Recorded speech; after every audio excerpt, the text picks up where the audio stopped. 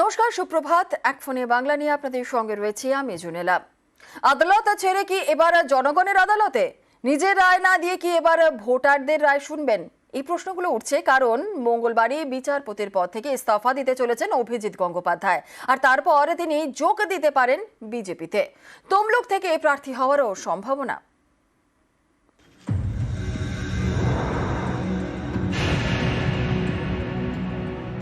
আমি বিচারপতির পদ থেকে মঙ্গলবার পদত্যাগ করব।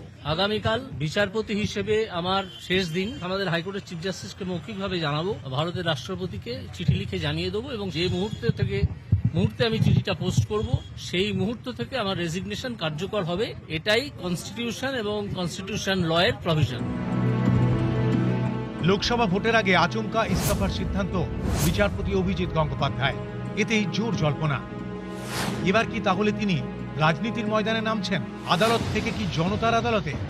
সব প্রশ্নের উত্তর দেবো মঙ্গলবার 1:30টার সময় কোর্টে মাস্টারদা সূর্য সেন মূর্তির নিচে আমি আসব। আপনাদের সব প্রশ্নের উত্তর সেদিন দেবো। বিচারপতি অভিজিৎ গঙ্গোপাধ্যায়ের ইস্তফার সিদ্ধান্তে রাজ্য রাজনীতিতে শোরগোল পড়ে গিয়েছে, নানা মহলে নানা জল্পনা। অভিজিৎ গঙ্গোপাধ্যায় কি তাহলে বিজেপিতে যোগ দিতে চলেছেন? তমলুক থেকে কি ভোটে লড়বেন অভিজিৎ গঙ্গোপাধ্যায়?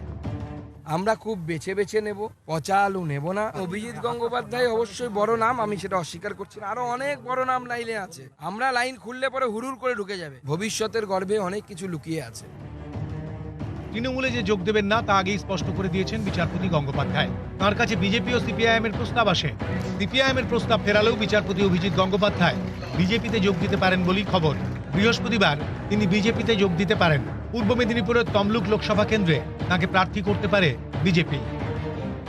অভিজিৎ বাবু পদত্যাগ গৃহীত হবে কিনা, তিনি যখন বলবেন যে আমি রাজনৈতিক প্ল্যাটফর্মে থেকে লড়াই করতে চাই, আমি তখনই রিয়াকশন দেব।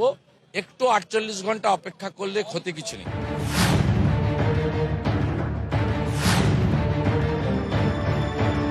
আমরা দেখেছি উনি যে ভূমিকা পালন করেছেন, বিশেষত শিক্ষক নিয়োগের দুর্নীতি পর্দা ফাঁস করার জন্য অনেকটা অ্যাক্টিভিস্ট মোডে আর কি। এ ধরনের লোক মানুষের প্রতি দায়বদ্ধতা নিয়ে যে কাজই করবে সেটা মানুষ খুব আগ্রহের সঙ্গে সেটা লক্ষ্য রাখবেন, আমরা রাখছি।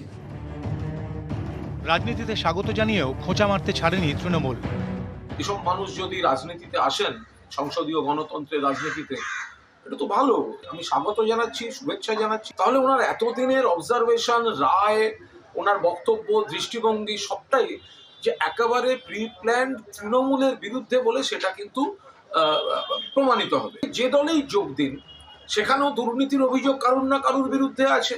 তখন তো উনি এইভাবে প্রতিবাদ করতে পারবেন না। ওনাকে তো তখন সেই দলের নীতি, সেই নেতাদের মেনে রাজনীতি করতে হবে। কিন্তু ওনার স্বরূপটা কিন্তু আজকে প্রকাশ হয়ে গেল। দেখবেন হয়তো লোকসভা ভোটে উনি দাঁড়াবেনই না। ওনার মূল লক্ষ্য এটাই হবে যে 26-এ উনি মুখ্যমন্ত্রী হবেন, বিজেপির মুখ হবেন। 2018 সালে কলকাতা হাইকোর্টে বিচারপতি হিসেবে যোগ দেন অভিজিৎ গঙ্গোপাধ্যায়। নিয়োগ দুর্নীতি মামলায় তাঁর একের পর এক নির্দেশ ঘিরে শোরগোল পড়ে যায়। একাধিক মামলায় তিনি সিবিআই তদন্তের নির্দেশ দেন। সেই অভিজিৎ গঙ্গোপাধ্যায় মঙ্গলবার বিচারপতির পদ থেকে ইস্তফা দেবেন। তারপর নতুন ইনিংস। নিউজ 18 বাংলা।